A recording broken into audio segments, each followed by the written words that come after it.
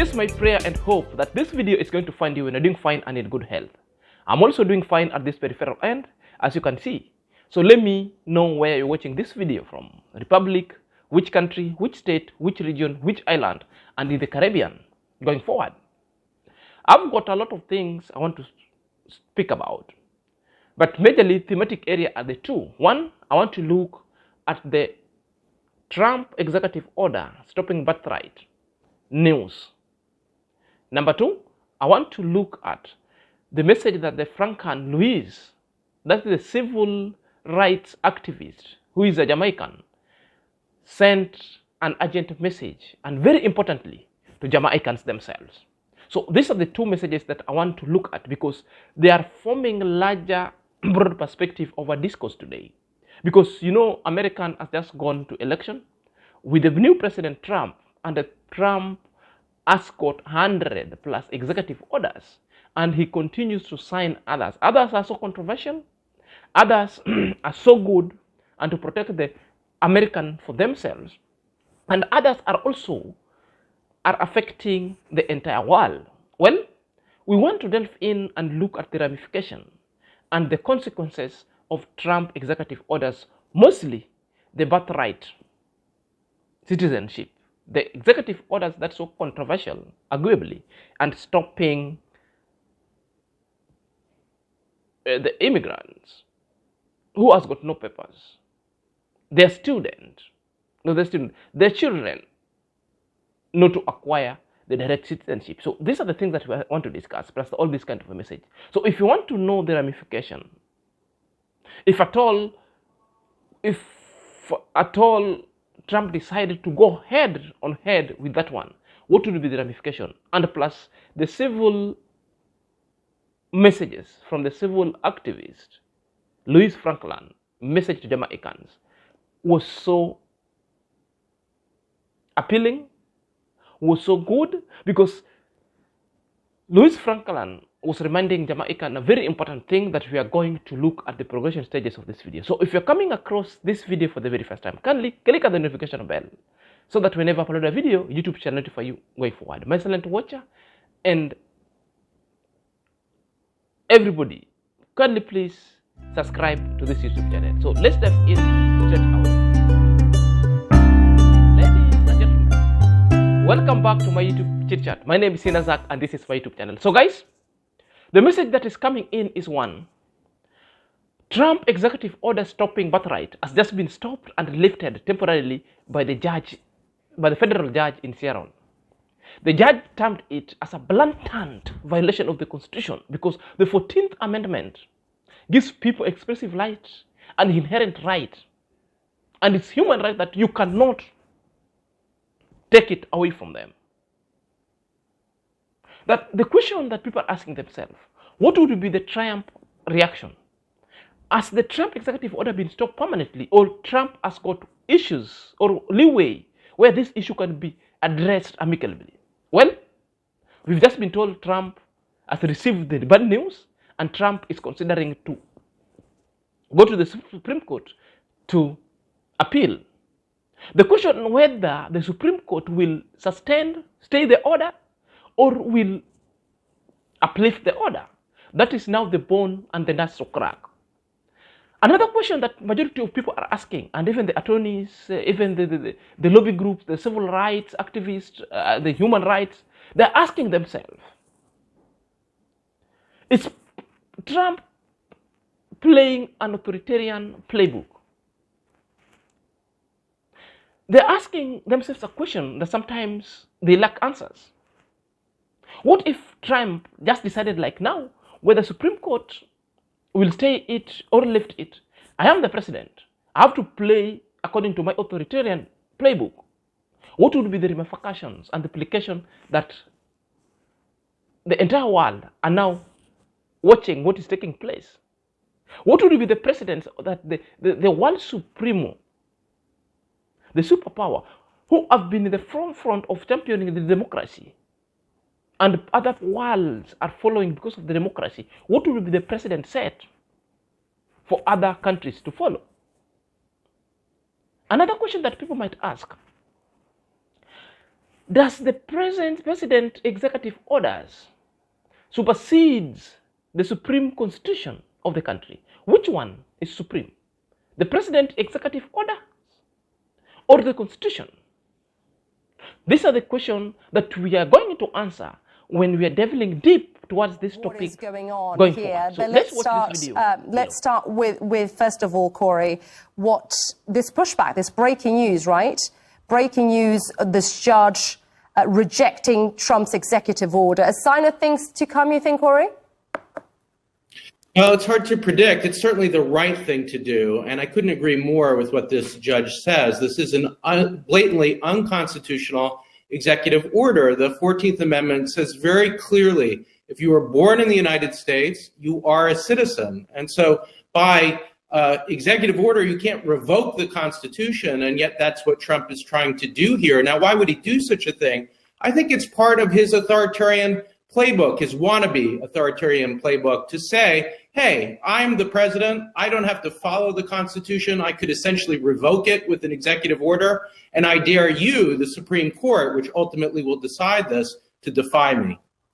And Corey, it's not so much why you would do it at this point, but just for our viewers around the world, can he do it? Can he, with a stroke of a pen, basically change the Constitution?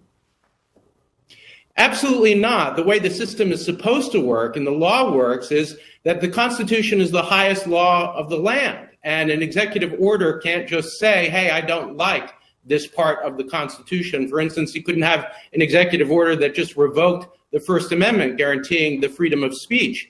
And yet he is doing it. And the people who are going to decide whether or not he can, as a matter of course, get away with it are the Supreme Court. And that includes 3 people who he's nominated and who he regards as really his judges.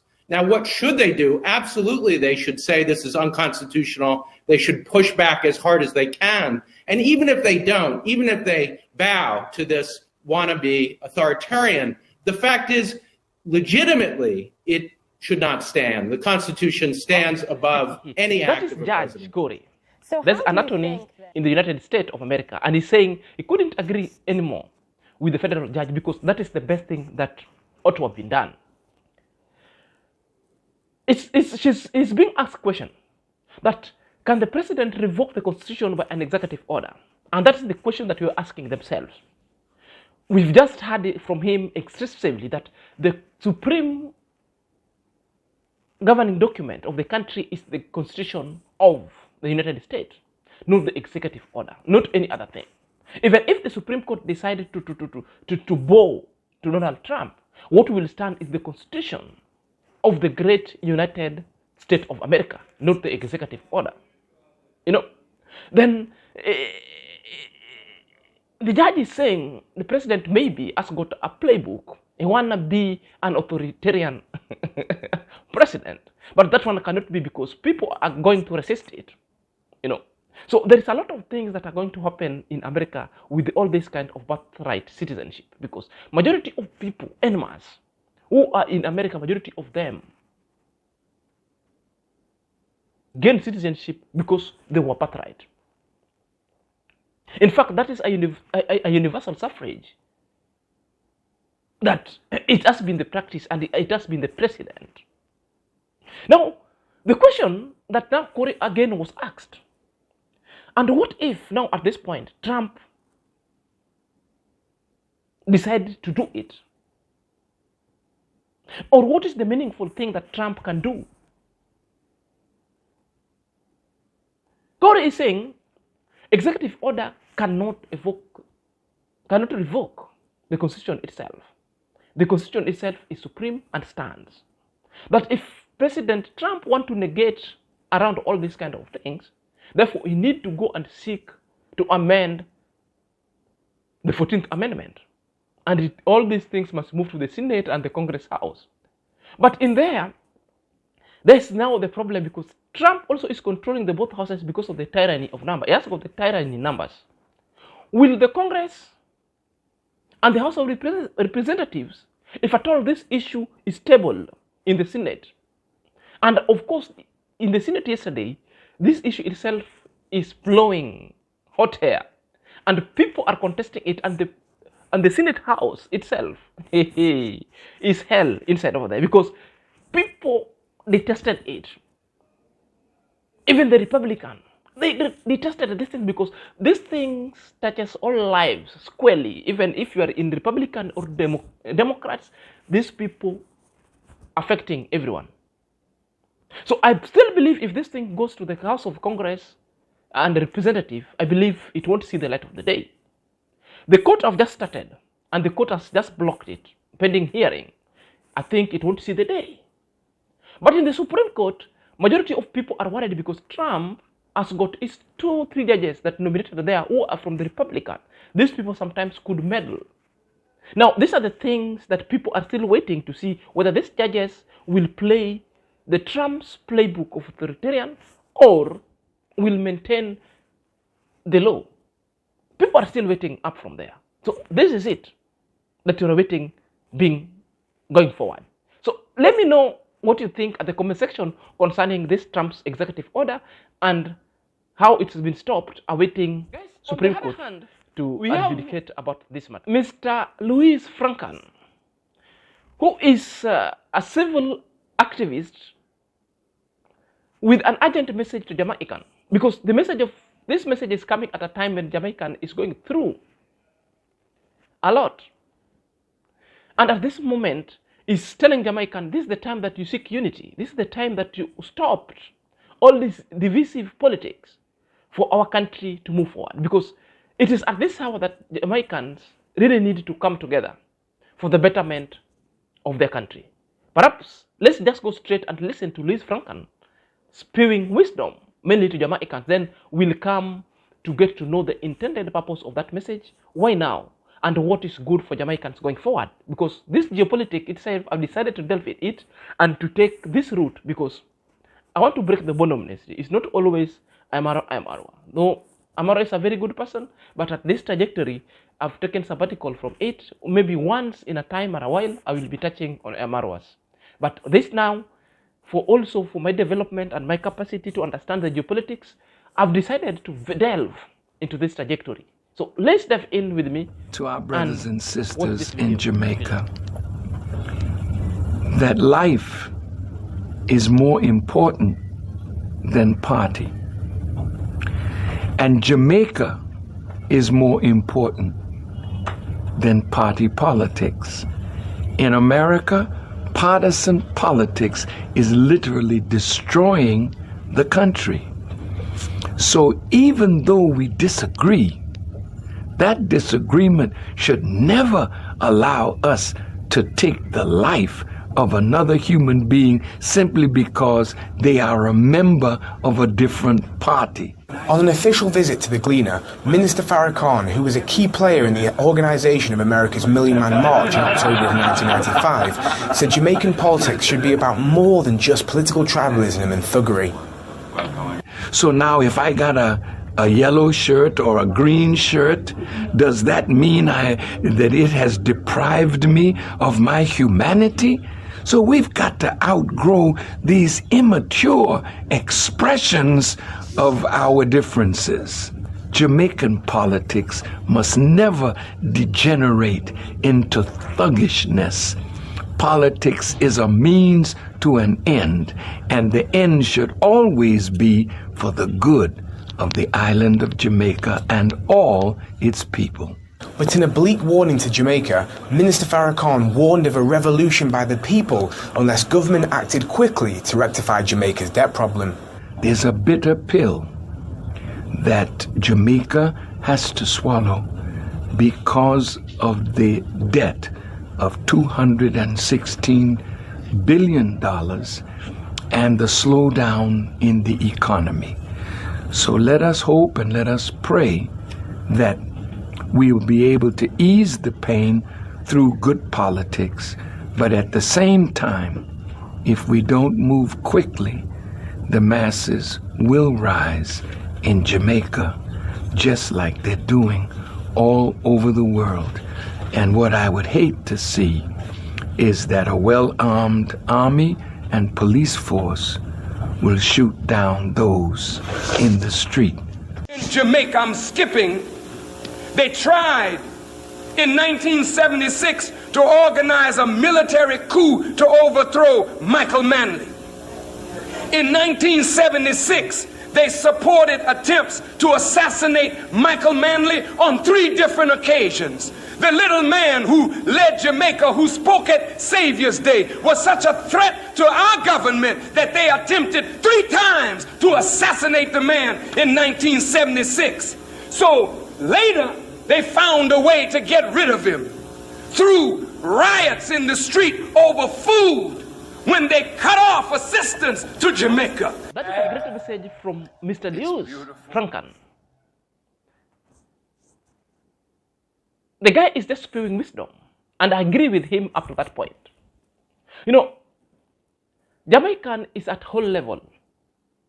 Now that even every country now are focusing on Jamaican, the world superpowers. You see, the China is coming. You see, the Denmark is coming. The Russia is coming, and currently we have the United States.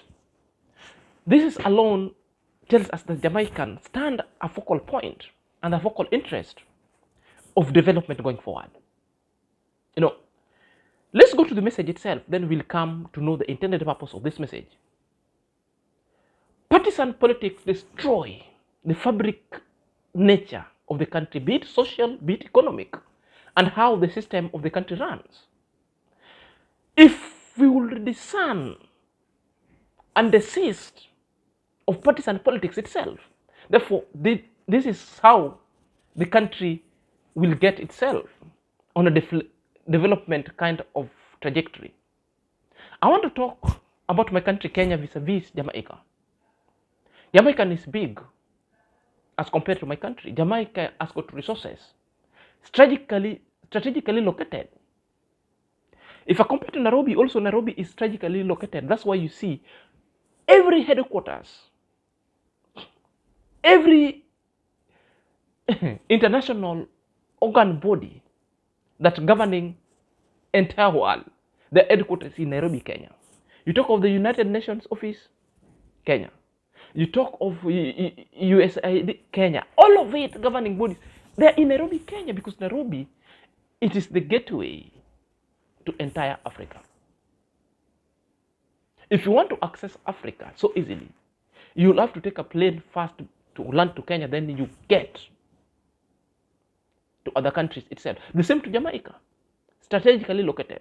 But you know, in my country, the partisan politics has destroyed our system because people have just become as sycophantic fools and belong to party called XYZ. Therefore, I should not be talking to you. Even if bills that are going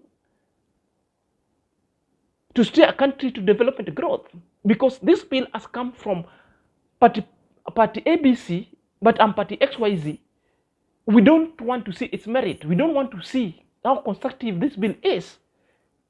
We'll just negate it because it belongs to a person who doesn't belong to our party. This is the message that Louis Farrakhan is telling Jamaicans. Please,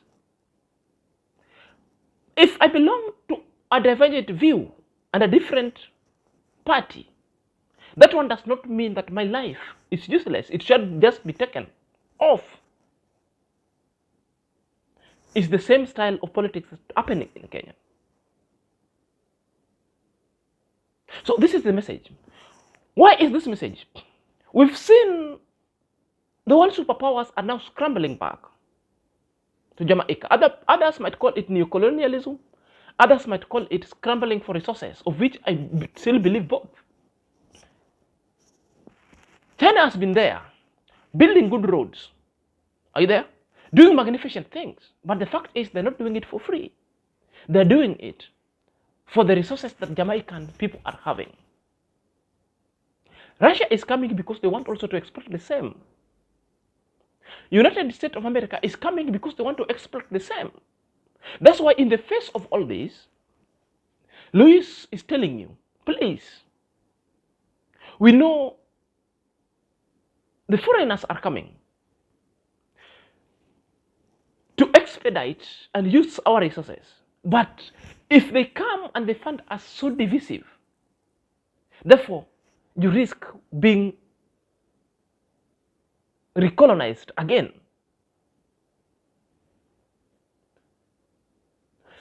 Are all these foreigners that are coming for investment like China, Russia, Denmark, United States good for Jamaica? They're good if they become a trade partner and they agreed on a mutual shared trade obligations going forward. But if people coming just to siphon taking from themselves, therefore that's not a good deal. For example, we've seen Trump have just decided, like, they're saying it is African, not African, it's American for themselves. Even saying that now all other kind of aids that all along has been going to Africa is nothing. The reasons why I just want to compare these things is one. Look at what the Western world has done in Africa.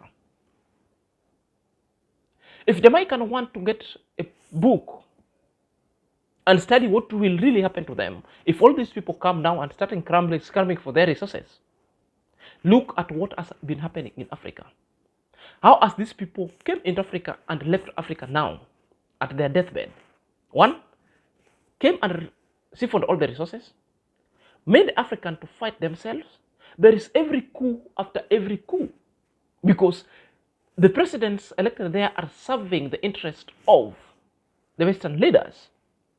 So if these are the things that Jamaicans themselves should go and look, then they compare, then they decide what is good for them. I'm just sitting here because I'm just an analyzer, because I've got interest in geopolitics. I'm not to decide for what Jamaicans want, but it is also a reminder that Jamaicans will do whatever suits their interest and their system of governance. That outsider should not come and impose to them. That's why I'm not imposing. I'm just analyzing and putting things to public space so that you can discern where we belong. We agree to disagree going forward. So guys, the message of Lewis was intended for this purpose, to remind Jamaicans that they have got the good country. The reasons why Jamaicans have a good country, the oil itself. And that's why Trump also is coming knocking. The port that's strategically located, that Chinese is now taken one. Now, because the Panama has already been taken by Chinese, then now you see Trump now wants to come, either to buy or to come and take one in Jamaica. Are you there?